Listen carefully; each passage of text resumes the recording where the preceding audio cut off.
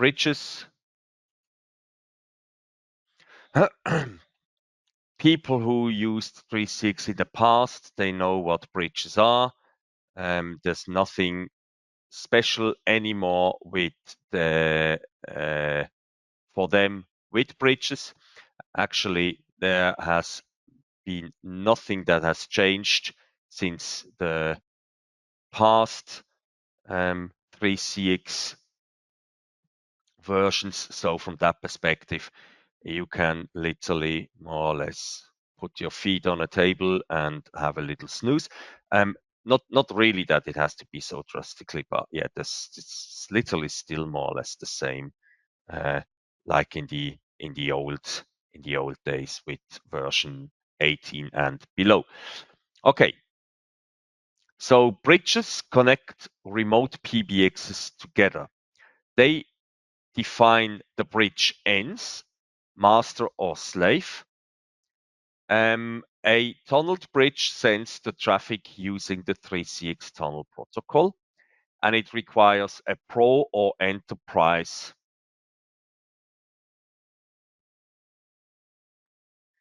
dedicated. Yeah. Okay. So, where is my marker? Here somewhere. It defines the bridge ends, master or slave. That is just because one is listening and the other one is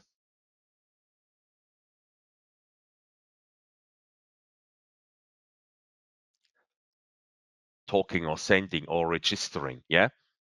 So it would be the audio that comes out. So one would be the master who listens of incoming connections, and the slave would literally try to reach the master. And it's not the status in the end of a that either system is lower or higher placed in the hierarchy. It's just the connection. One is listening, the other one is the registering side. And any bridge can be master to one PBX and slave to another PBX. So that's absolutely no definition that you are now a master and you can only be a master and all the other PBXs have to, or the other 3CXs have to be all slaves towards you. That can vary. Yeah. Then we use the tunnel, which again uses 5090. And again, we use a dedicated pro or enterprise license. And of course, if you have one PBX or 136 that has a pro license, this doesn't mean that all the other systems have to be pro as well. They can be enterprise. So there is also mixture possible. It's just you require either of those licenses to actually have that specific 3CX working as a bridge device. Generally, the bridge is built up the following. We have on one end, we have the master. We have in the master, we have either the master is on-prem or the master is hosted. So we can also have the master hosted here, and then that can be literally the internet. And these are literally SBC phones. It's also possible, so it doesn't have to be that the master can only stand in a local subnet. Yeah. Again, then we have a firewall, which we have always, even if the PBX is hosted, we have a we have a firewall in front of the hosted PBX. On the other side, we have a slave, and we then literally would build up a connection. I actually stood now nice in that red zone. I actually was thinking I'm fluffing around much more. Let me try to go over it. Let's see if I can. Oh, look at that. Looks beautiful. Yeah, so I would register on that device. Yeah. And then we can have two PBXs literally sit in two different countries. We can have them sit in two different continents, wherever. Yeah.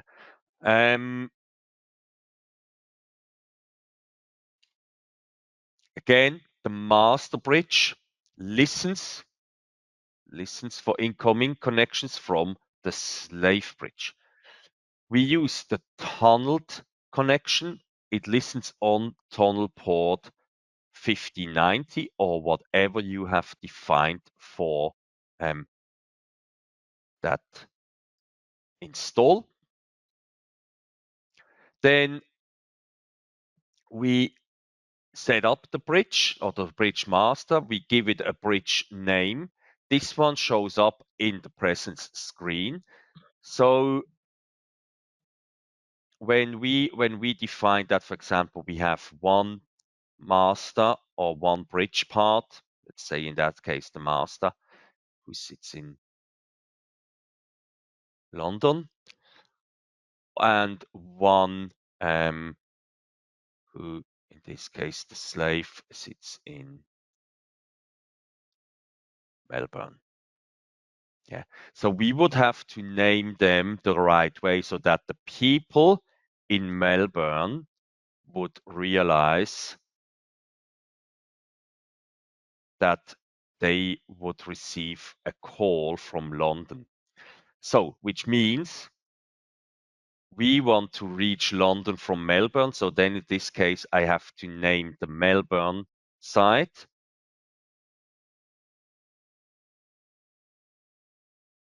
Bridge to London, because that is replicated on the system. And in London, I would then have to name bridge to Melbourne. Yeah, because, or we can also say it then, for example, Melbourne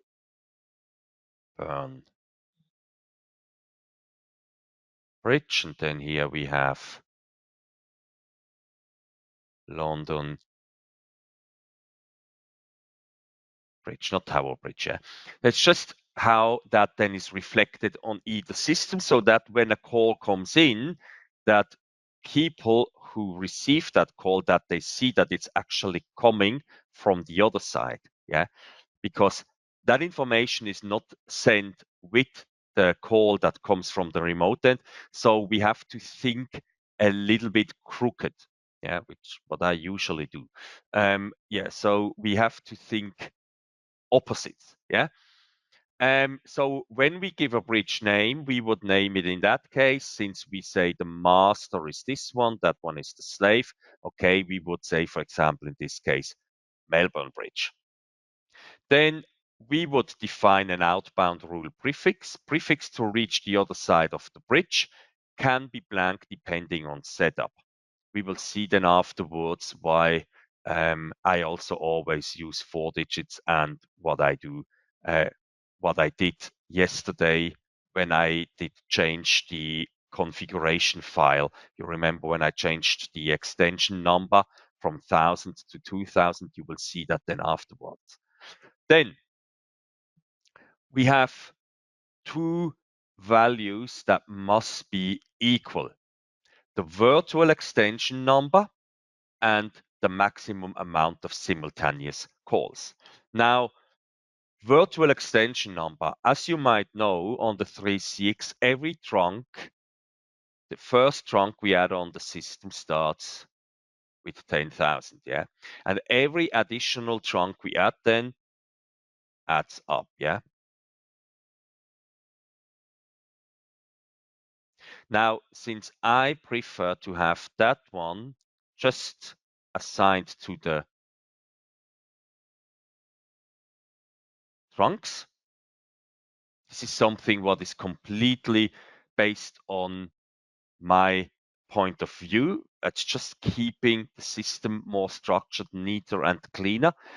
therefore, I choose generally virtual extension number for the bridges. I choose starting point with 11,000. So the second bridge connection would be 11,001 and so on. Yeah.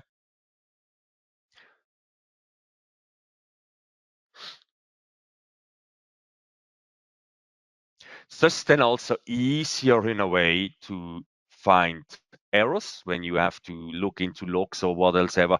You have a clear identifier, trunks, bridges. Yeah, you don't have to think about, oh, what is now 10,005? What is that? Is that a gateway? Is that a bridge? Is that a trunk? I have to quickly look that up. And you have to dig. So you know already 11 bridge, 10,000 or 10 trunks. And then you know already, it's that thing. I forgot to make that tick box or what else ever, or it could be this issue, this kind of stuff. Yeah. So it's just also a little bit of an ease of use when you always use the same stuff. Then we have the max amount of simultaneous calls. Of course, when we have on the master side, when we say, okay, we allow 5 calls on that end, and Melbourne, you set 3, then how many calls will we have over the bridge? 3. Yeah. So we have to have the same amount on both ends. In this case, we set it to 5. Again, as well, they count towards the license of their site. Yeah. So we use for each site here, we use 5 licenses when we have 5 active calls going on. Yeah.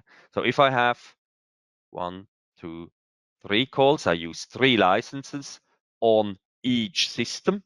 So on that system 3, on that system 3. If I use 5, I use 5 licenses on either system. Yeah. Just bear that in mind. Okay. Now we set up the authentication. The password the slave will use to register, because again, the part of the slave, we have here the master, we have here the slave, and the slave goes to register to the master. In the end, it's nothing else than a trunk. Yeah, it's nothing else than a trunk, but it's just the trunk between 2 3CX PBXs. Security, of course, must be complex. Yeah. What is the safest password available? Show you that quickly. Bear with me. You do not see it that well at the moment, but I'll show you that quickly. The safest password is you take your fingers, you have your keyboard in front of you. So it just literally shouldn't have been done this. No, I don't want that to replace close. What did I press here? Something like that, yeah. Put some small and what else ever inside, lowercase and numbers and all that stuff. Just go 2 times up and down your keyboard, shift and release shift again and all that stuff. Have a couple of numbers and special characters inside. Boom, safest password. Yeah, make sure that it's long. Of course, when you forget it or when you don't save it or what else ever, yes, then comes the point again. You save those passwords everywhere, and all of a sudden they start floating around because they are safe there, they are safe there, they are safe there. Yeah, but again, it's literally that's the more or less the safest way. Hit with your fist or whatever 3 times on the keyboard, and then it's done. Okay, so again we set the auth password. Oops, sorry for that. No, I don't want that hiccup. Okay, so we would set the auth password in there, And then we would define that the remote PBX uses the tunnel, so that both PBXs use the tunnel. Then we would enter the FQDN of the remote side in here, that's the master, and then we would enter the tunnel port of the remote PBX in here. Again, that comes down to what you have chosen when you set up the system. If you stayed with the default 5090 port for secure for the tunnel, then we have 5090. If you changed it, you have to use that port what you used on that system on the remote PBX. Okay. Slave bridge is the one that registers the trunk to the master. So literally in that regard, if we look it from a normal SIP connection, the master could be, let's say, the VoIP provider, and the slave could be, for example, like a normal 3.6. The 3.6 also sends the registration request to the VoIP provider. So from that perspective, it's literally the absolute same. Yeah, it uses the tunnel port. By default, it's 5090. Again, depending on what you have set, must be on the same version and update as the master bridge. The bridge name appears in the presence screen. Again, you remember this one here. Where are we? Where is my? Yeah.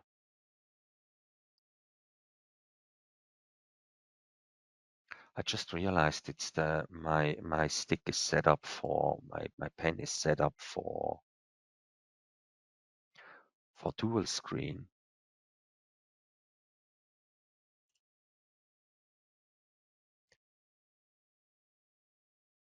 I have to set up that then tomorrow properly. I don't go through that. It's actually halved now. If I'm here, I'm in the middle of the thing. I should have much more space. I just realized that now. Again, still setting everything up here newly from my end on Leader. Yeah. Okay, so bridge name, in our case on the slave side, it would be, what did we say there? London Bridge. This then also will shown in, for example, the soft client when you look at the team, and you have the teams, not Microsoft Teams, but the teams in your soft client, and then you look at all the departments, and then at one point there would be then here London Bridge. Yeah. Because if we would then have on the Melbourne side, if we would have Melbourne Bridge, then Melbourne Bridge, where does that go to? I am in Melbourne. Yeah. So you have to do opposites here. Yeah. Then outbound rule prefix can be blank or different depending on the setup. Now here, that must match the master bridge, which is the virtual extension number and the maximum amount of simultaneous calls. Again, here I always put it in a 11,000 range so that I have that clear division from the trunks. And then the maximum simultaneous calls would be 5 or whatever. By default, it is 10. Yeah. Again, if you have 12 simultaneous calls, for example, if I have a 12SC license, you wouldn't want to use 10 down here because, yeah, the risk that you then waste unnecessary calls over here and you only have 2 that can actually come to the or be made outbound or inbound on either side actually is, yeah, well, it comes down to the customer setup. Then again, authentication, we enter the password to register to the master. This is the same password like we have here. They must match. And then, of course, we tick the box remote PBX uses the tunnel, and then we enter here the FQDN of the remote PBX, master PBX, and here we define the port that we have defined as the tunnel port on the master PBX. Bridge presence information. There is the possibility of the exchange of presence information. Send, we define which user departments should be displayed on the remote side. So we literally say on the London side, let's say sales, tech, accounts, and we say, then here we have, that's actually an N. On the Melbourne side, we say, for example, okay, sales and accounts have to send their presence information over. And then on the receiver end, which user should receive information from the remote side. And then here I would have extension 1, 2, 3, 4, 5, 6, 7, and so on. And then I would define this one, these two would receive that information, yeah? It is visible in the 3CX apps only. IP phones cannot use remote system BLFs. Again, we come here to these are standard SIP devices, while this one here is a 3CX dedicated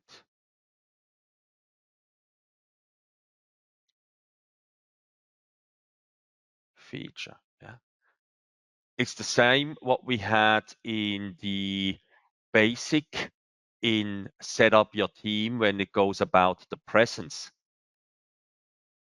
IP phones also cannot show the presence status. They can only show the call status.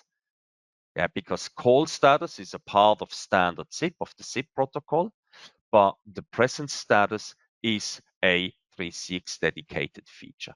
You see that always with traditional PBXs.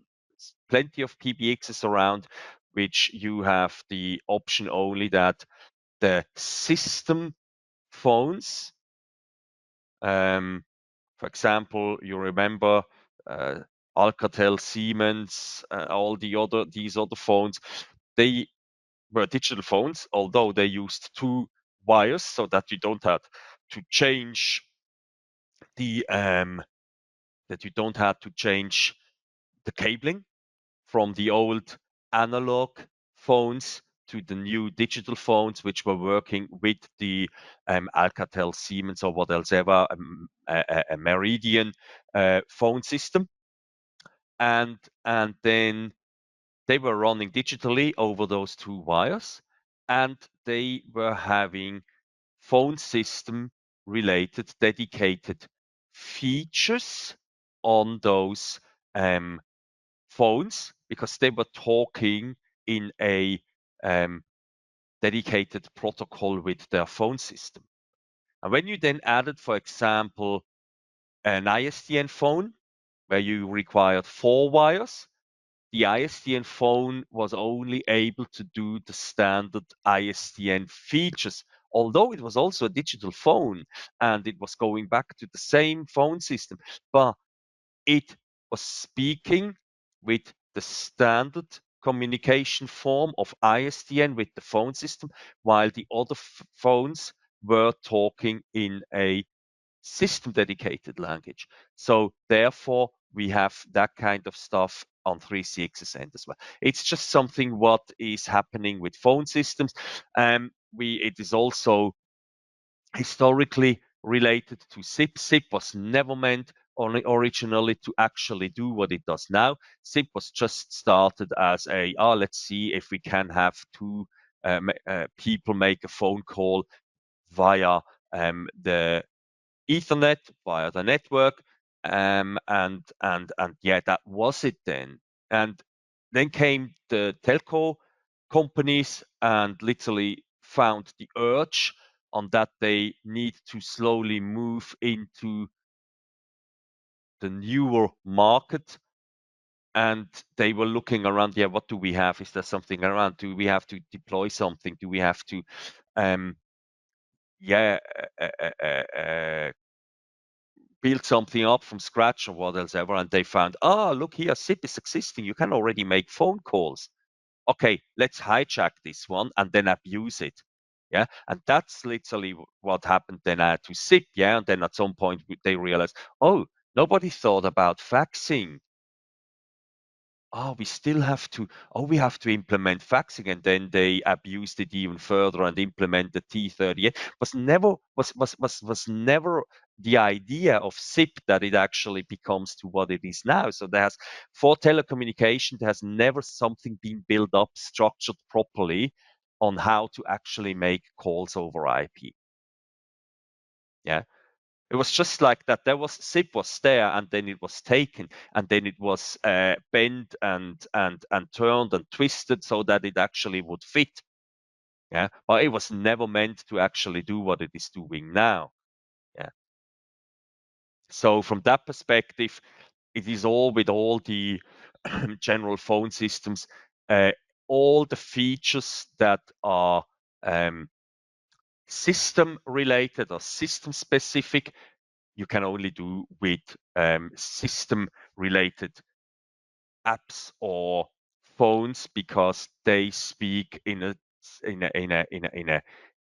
different protocol with the phone system. They understand what the phone system wants to hear and what the phone system sends them. So that's literally the reason why you cannot use that stuff. It's just coming down to this. Yeah. And of course, 3CX cannot come and say, hey, I'm going to abuse the standard SIP phones now that they understand what I want to do, because then it's not a standard SIP phone anymore. Yeah. Okay. So, and of course, this one here, this works vice versa. Yeah. So that can be also that in Melbourne, you have to then also, again, you have sales tech and accounts, sales tech and accounts or whatever. And then they define who on this end here would be able to see them, or who would send over to here. And then on here, you would set the extensions who actually can receive that information. Now, planning ahead for extension numbers. I remember back in 2022, I started back in Alloy times back then, I started a training that was called 3CX Enhanced Training. And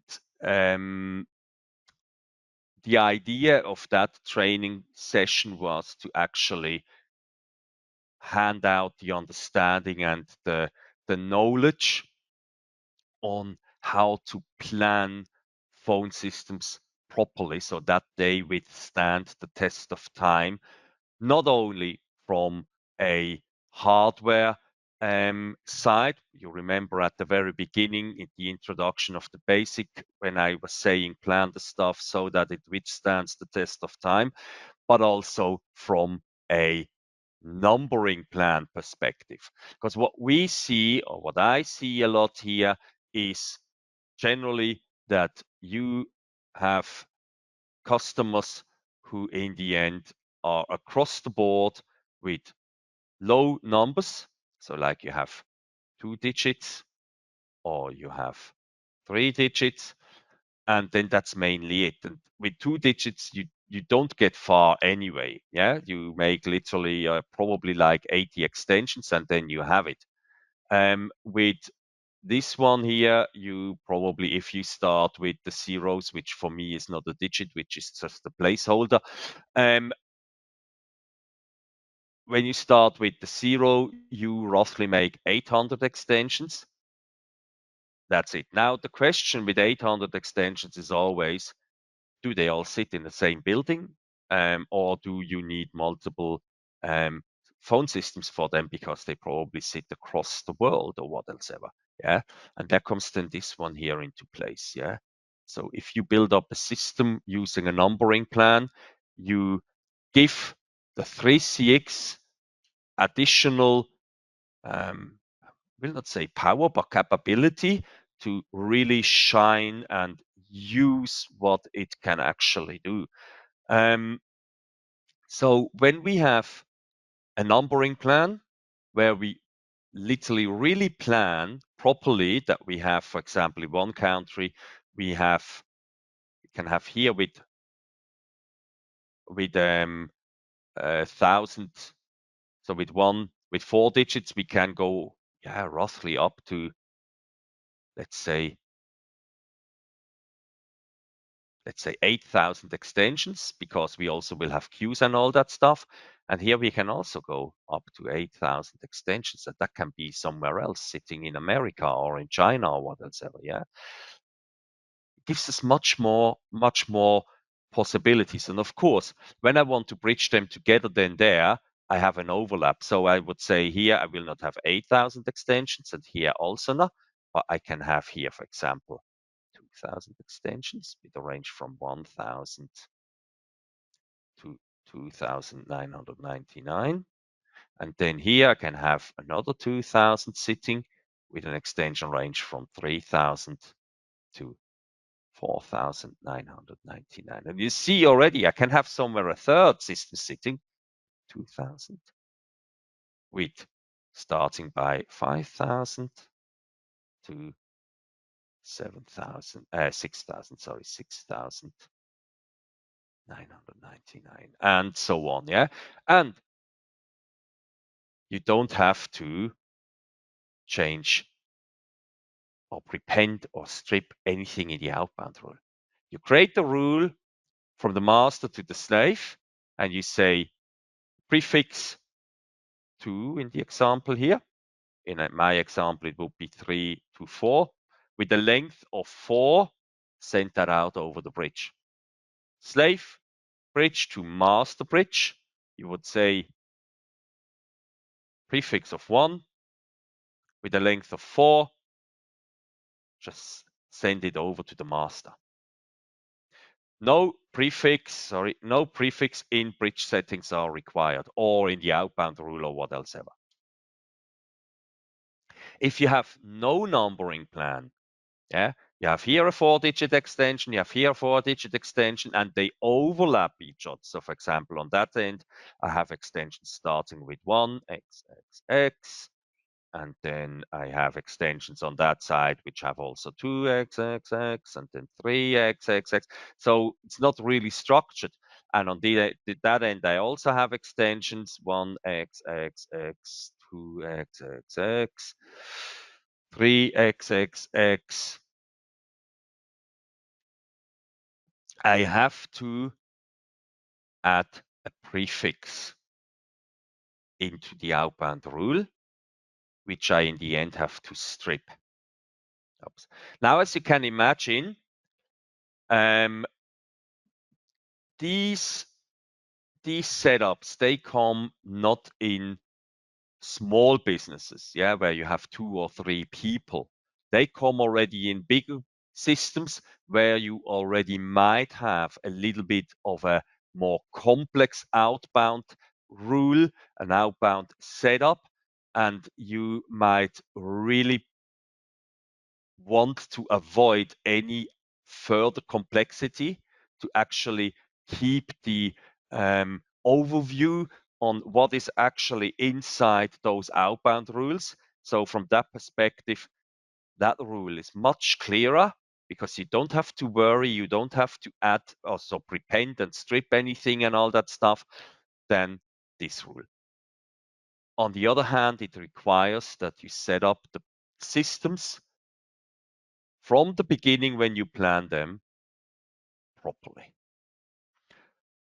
However, of course, when, for example, there is a fusion between two businesses, you have business A and business B, and they merge and both have a 3CX, and one system sits literally in Australia and the other system, let's say, sits, don't know, yeah, let's say China, could also be Switzerland. However, there still could this issue still could arrive because they have been built independently. Yeah. But when you have the opportunity for a customer to build up a system, plan ahead. Yeah. Always. Because again, don't forget 3CX floats on top of the hardware. That is interchangeable here. Yeah, so that is interchangeable. But the 3CX can grow because it's a software that literally runs on a hardware. Yeah, the system itself can grow and grow and grow, and the more structured you start with the system, the easier you have it further down the track when the customer grows and grows and grows. You have a system that grows and grows and grows and grows with the customer as well. All you have to change is the hardware underneath. You take a backup, you deploy it on a new server, you restore the backup, boom, be done, and then you can grow and grow and grow and grow again further on the later hardware. All you need is literally replace the backup and upgrade the license, yeah, to more simultaneous calls. That's it. But the phone system itself, the actual phone system, be it on that zip file that you have as a backup, or be it that what you have installed, that is literally always the same. It's not compared. You have to understand it's not comparable with one of these old boxes that was hanging on a wall, or like if we look at Siemens, Alcatel, Meridian phone systems where you were stacking them together. Yeah, you had to buy a new cabinet and put it to with the 3CX. All you do, you take a backup, you decommission the old server, you place in a new server, you install it again, and you go up and you have your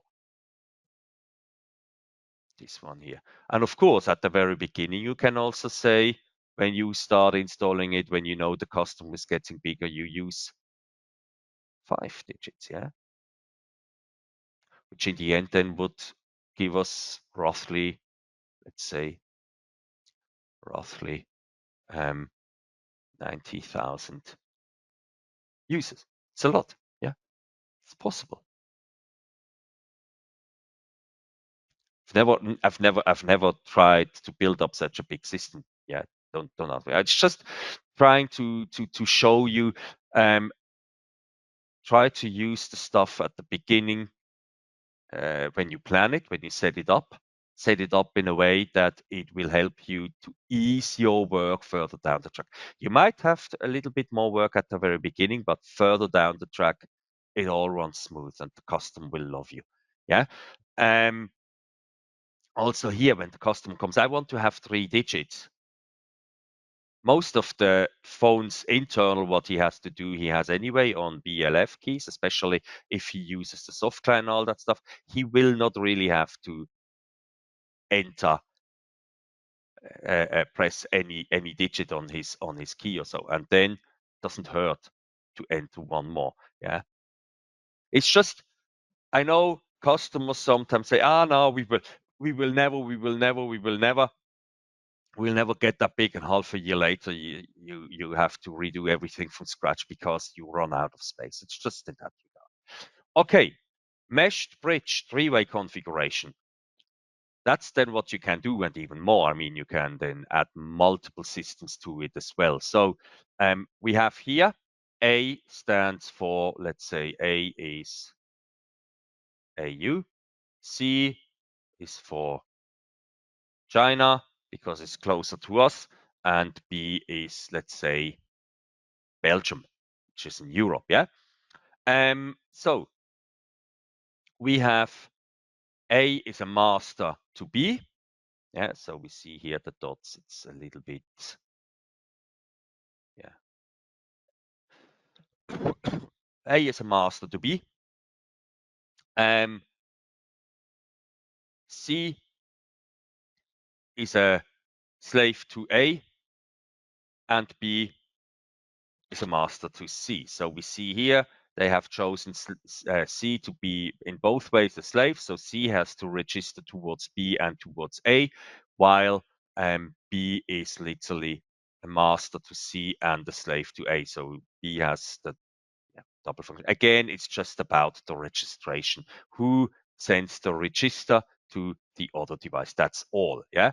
Then we have a numbering plan, which I love to read. So A has the amount of 1x, x, x. B has 2x, x, x, and C has 3x, x, x. Now, if here someone dials 1001, 1001 call goes straight from A to, where does it go? To A, because we have 1001 over here. Yeah. When here dials someone 1001, oops, call goes from here straight over to here. I have to change nothing in the inbound or outbound rule, whatever. It goes straight to extension 1001. Same if we dial from here, 1001 goes straight over to here and reaches 1001. The same goes here on that end when someone dials the extension 2000, stays here on B because we have that numbering plan there. If on master, so if on A someone dials 2000, it goes over to here. Same if someone dials 2000 on C, it goes over to here. Now, additionally to that straight connection, I can, for example, implement failover routes. So that I say to slave C, for example, calls to 1000 to everything that starts with 1 and has a digit length of 4, goes at first over the bridge to A, and then I create an outbound rule as a failover that says if that connection is not working or if there is if it's busy, go to B. Yeah.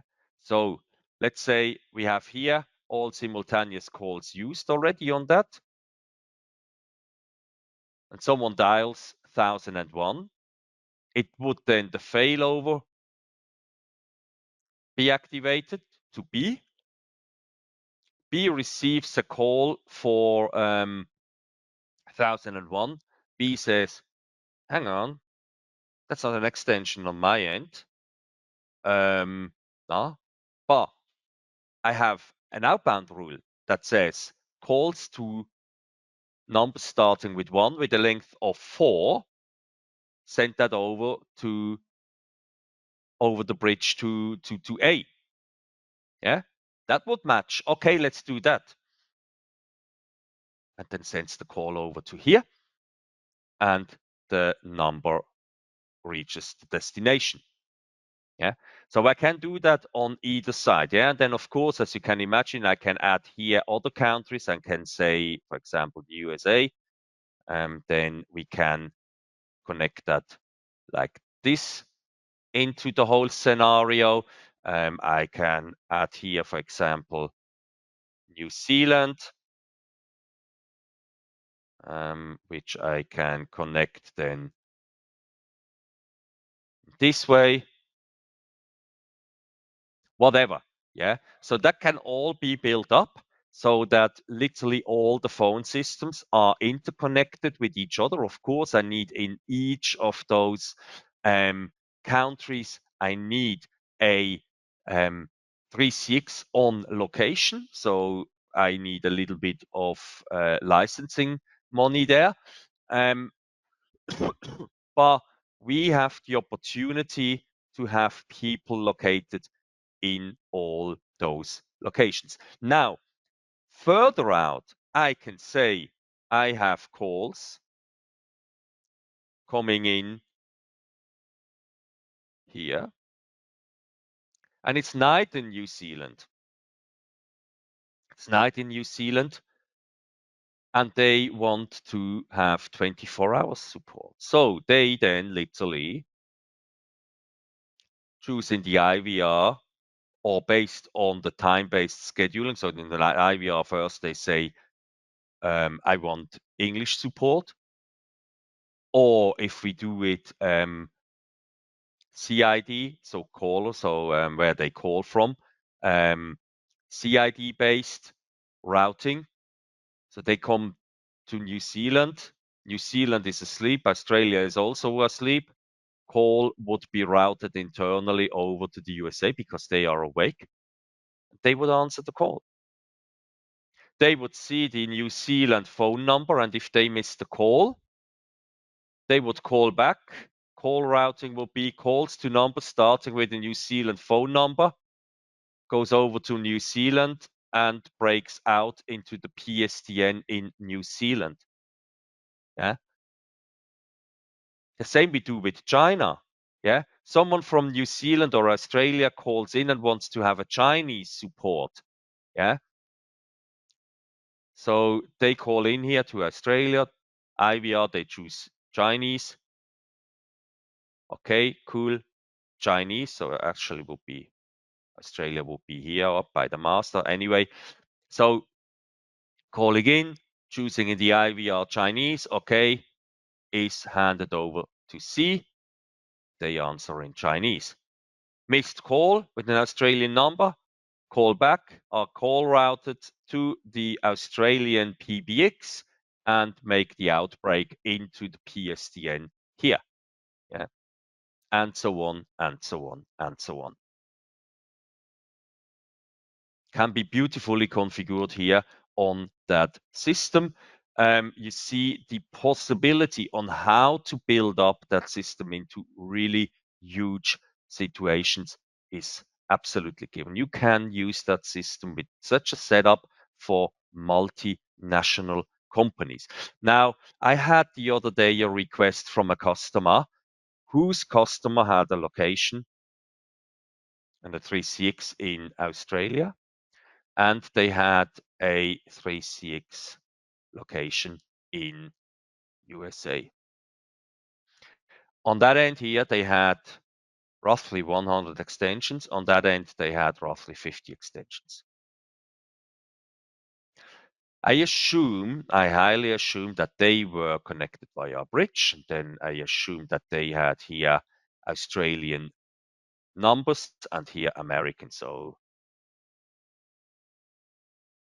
trunk, and then we have here the trunk. I assume that. I have not got the full information in that regard. However, that end customer wanted to get rid of that PBX and wanted to have all the 100 extensions in Australia registered to USA, and then most likely use the trunk to reach Australia that way. And I said, no.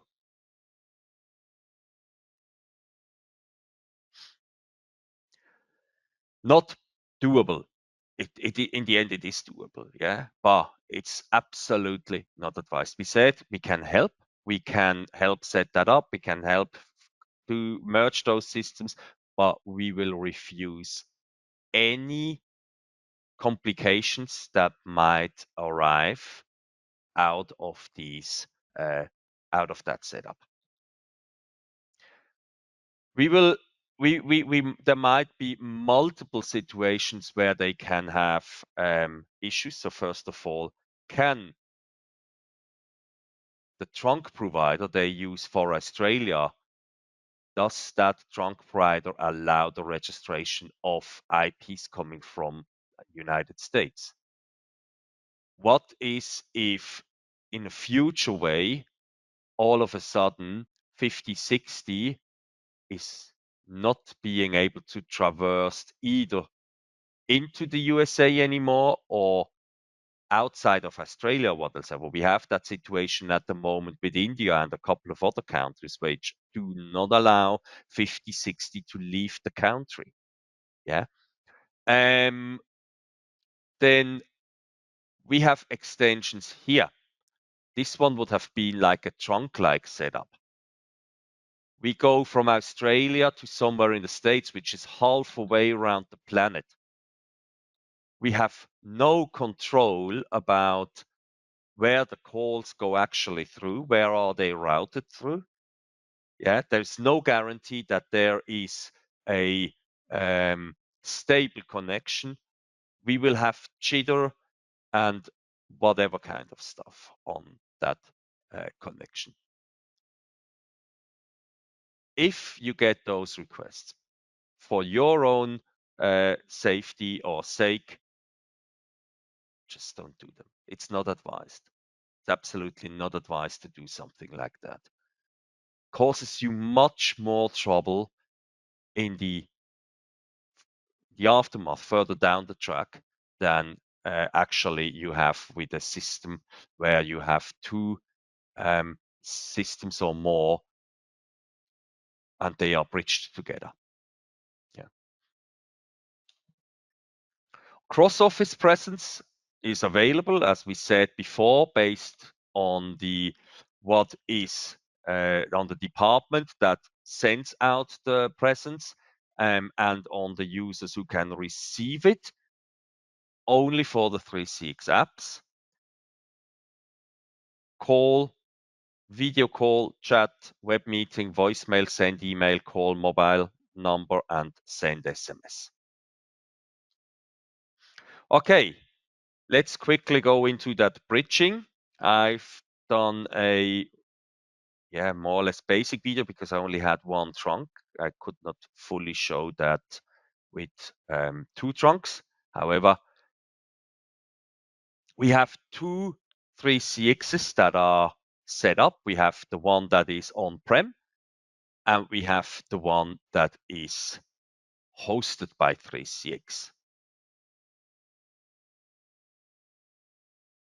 We go into voice and chat, then we say add bridge, and we choose add master bridge. I have chosen now on the hosted to run as a bridge because this has a effective static IP there, while the on-prem has a dynamic IP, which was just static more or less for that short period, because when you have the internet stable up, generally you don't get dropped, but if you have a power outage and all that stuff, then you, of course, most likely receive a new IP address again.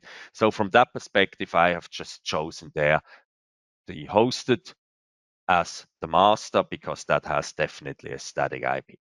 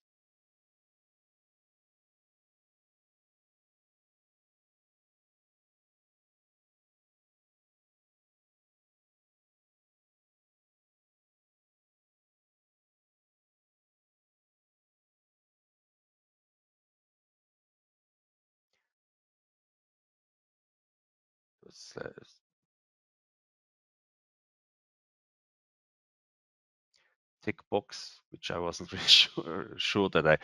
Okay, so if we look at that now, we see we have the Wordle extension number is 11,000, which I also have on the master set. The authentication password is also same as is on the master's end. Then on our end here, we are asked for the IP. However, we could also enter the FQDN. The FQDN is, of course, safer because it resolves to the actual IP address that is behind that FQDN. For example, if the ISP is changed or what else ever, then you have to also change the public IP there in all those slave setups, because else they wouldn't reach the master anymore. Yeah. And then you saw also when you remove the remote tunnel tick box, it reverts back to 5060.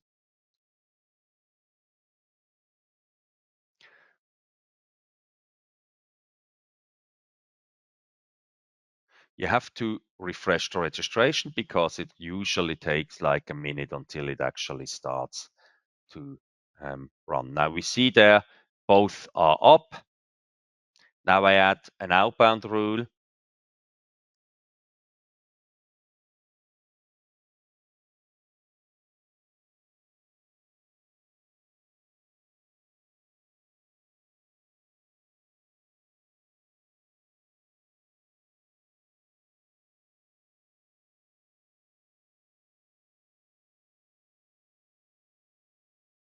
Then I could say there calls from extension or with a number length or with departments to reduce the writes. And then I say I route that way. Yeah.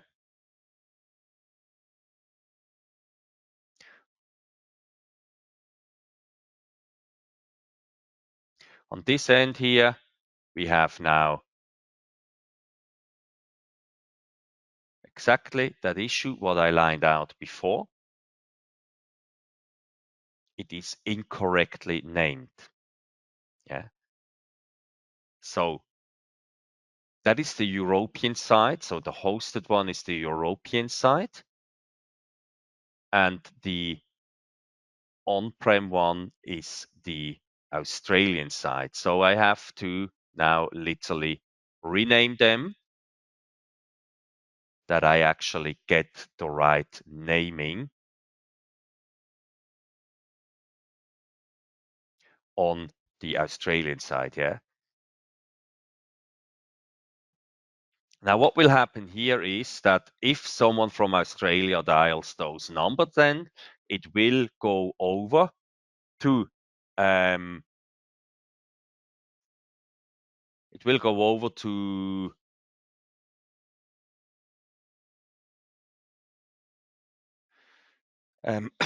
sorry, it will go over to Europe, to those countries,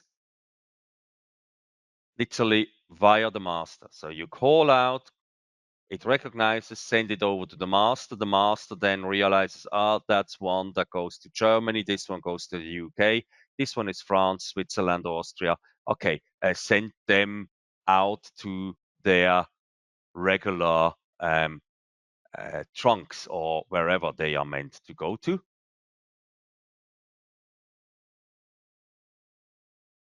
Then we add another rule.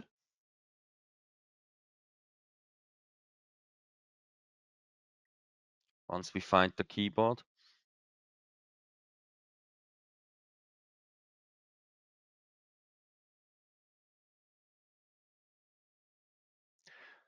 Europe extensions, and I say here now calls starting with 1, digit length of 4,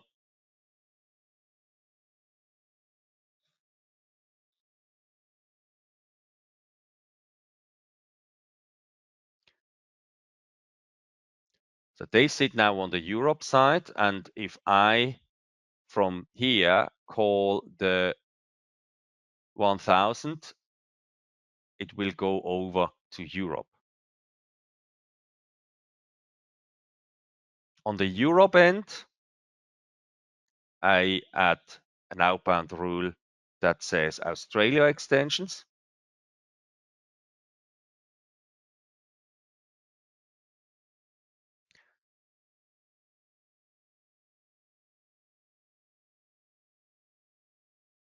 And I don't have to change anything in the rules or whatever.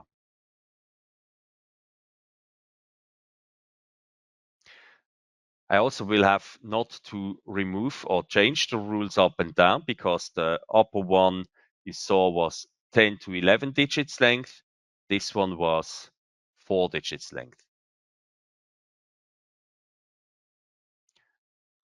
I do that now here on the Europe PBX. I say also calls to those countries. And then I literally define the trunk that we have there, which is not really sitting in Australia, which is not really sitting in a Europe. So I will not call out there, but that's literally how it is set up at the moment. Yeah.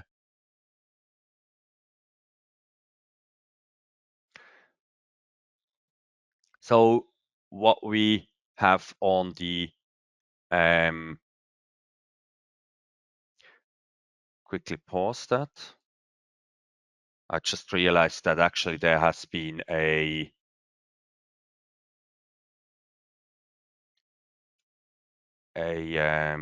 resizing in place now here, because of there must have been something still on the video. Yeah. Okay, so let's quickly have a look here. The outbound rule here, that's on the Europe side. If we call numbers starting with 0 to 9, and the call comes from extension 1001, and the length of 10 to 11, it goes out the trunk. If we dial a number that starts with 4, which has a extension length of a number that starts with 2, an extension length of 4, it goes automatically over to Australia. And then that's also still on the European PBX. If we call one of those numbers that starts with them, no length defined, goes out the trunk. So when I call now from Australia side such a number, I end up here in the outbound rules of the European side. It will hit that rule and I will go out that way.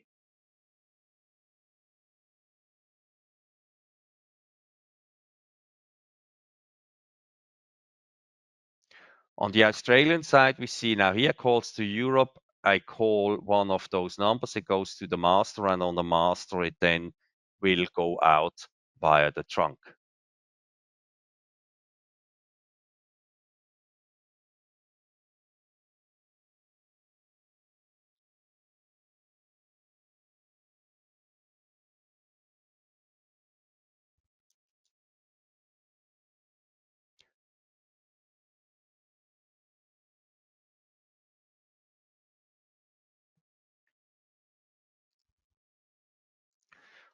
What we do here now, we say we take that main trunk number and route that number to the Australian side.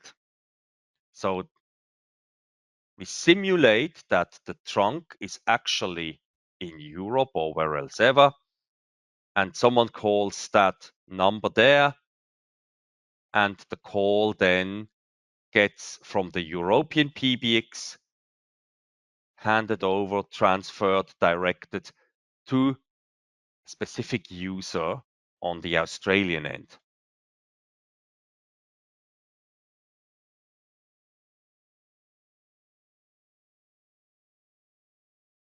$2,000 is the extension of that user there on the Australian PBX.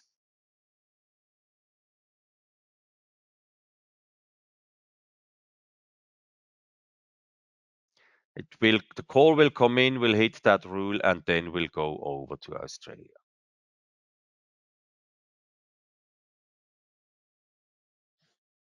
So we do that now. We dial that specific DIT.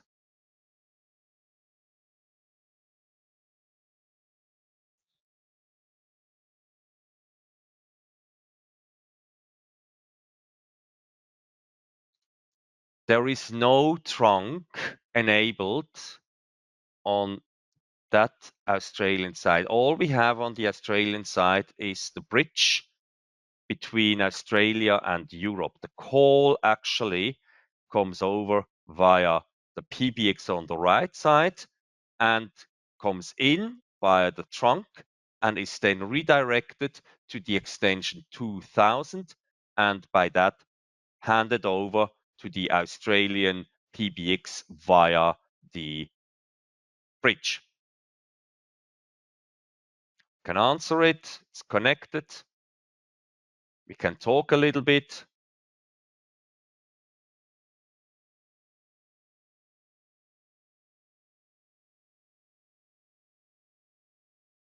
And then as well also end the call.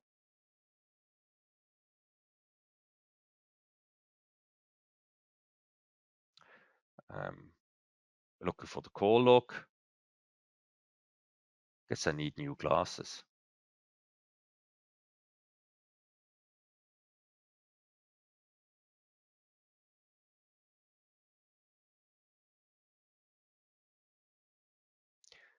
Reload the page.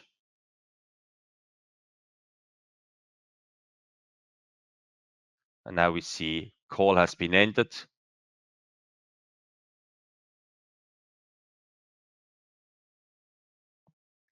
Call has been available in the call log.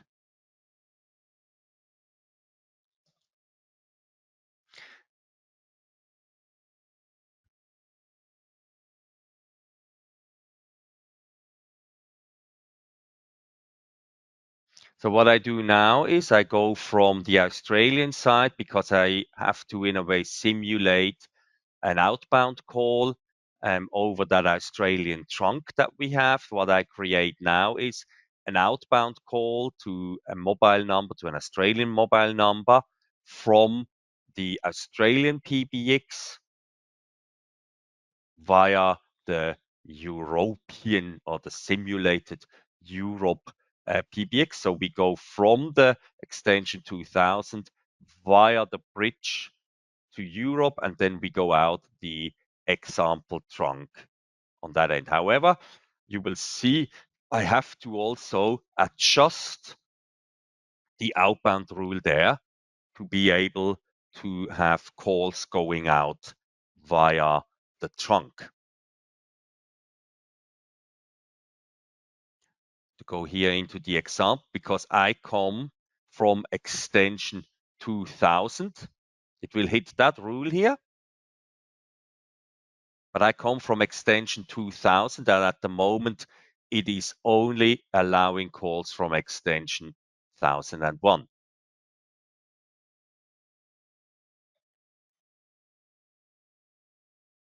So I dial that number back, it's dialing.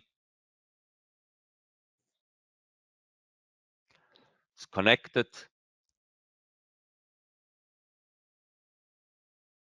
Hung up, and then we go back to the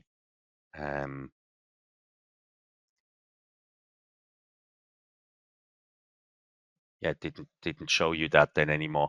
But it's literally going out to the call reports, call logs, and then you see that actually the call was going out and answered on the mobile phone. But you already saw that in the soft client when the call was answered.